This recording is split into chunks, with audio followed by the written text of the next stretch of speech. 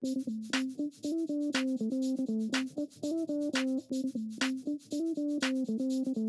everybody and welcome to Filled My Head, the channel that presents the United States and the world in lists of 10. Unless it's Friday, then we like to take 5 minutes to present a Fast 5 list. Unlike our main episodes, we skip the head-filling track and just give you the basics. Nobody wants to work really hard on a Friday. Today we're looking at the types of disasters that have cost U.S. taxpayers the most since 1980. As a point of reference, the Total Consumer Price Index adjusted cost of natural disasters in that time frame, from 1980 through 2021, is a staggering $2,159.9 billion, or for the more mathematically inclined, a little over $2 trillion.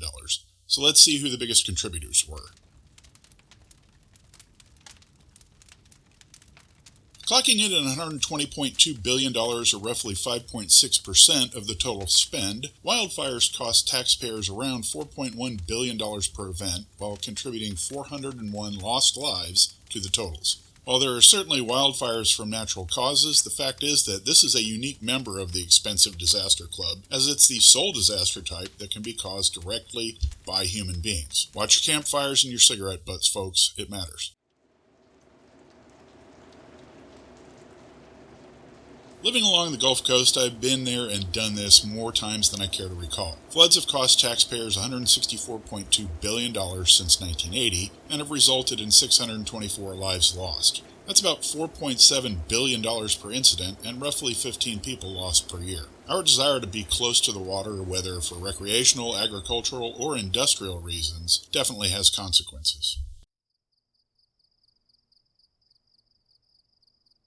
This is a surprising one to many people, but at $285.4 billion, or approximately 13.2% of total costs since 1980, it's a very real cause of concern. At $9.8 billion per event, it is also the second most costly type of disaster. It is unfortunately also number 2 in death toll, as 4,139 people, or around 99 lives, are lost per year. While these deaths tend to be driven by extreme heat, which is something not found in all droughts, by the way, they carry a toll that can't be measured in dollars alone. We get these along the Gulf Coast, and they're no joke. At $330.7 billion, or 15.3% of spend since 1980, they're expensive with a capital E. With 1,880 lives lost, or around 45 people per year, they are also not something to be trifled with. The cost is lower on a per-event basis than the other disasters on this list, but even at $2.3 billion per event, the fact that these are the most common disaster type means we're going to pay and pay and pay. I'm a spatial scientist and statistician by training. When I was in college, I took a class on natural disasters. The instructor was from southern Missouri, and we spent a very large portion of the class talking about tornadoes. My wife was in a tornado, actually one of the few F5 tornadoes in U.S. history, and I've been in a small tornado. They're scary, but we spent a surprisingly small amount of time discussing our number one cost contributor, and that's nonsensical, as it truly is in a category of its own. The number one most costly disaster type in the United States since 1980 is tropical cyclones, better known in the United States as hurricanes. Hurricanes accounted for 53.2% of disaster spend in our time frame. At a staggering $20.5 billion per event, they're more than double the per-event cost of droughts.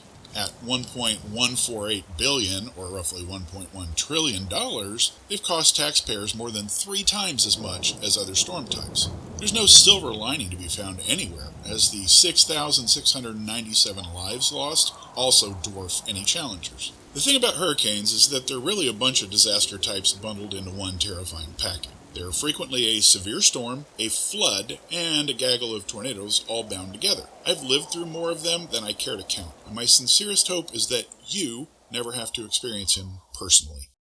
Thank you for spending a few minutes with us. We appreciate your time. Check out our sources linked in the notes. If you like what you've seen, leave us a like. Subscribe and click the bell icon to be notified when we post new content. These things help us a lot with the algorithms that drive the YouTubes. Have a great weekend, and check in with us on Monday when we will be posting our next Top 10 list. Thanks.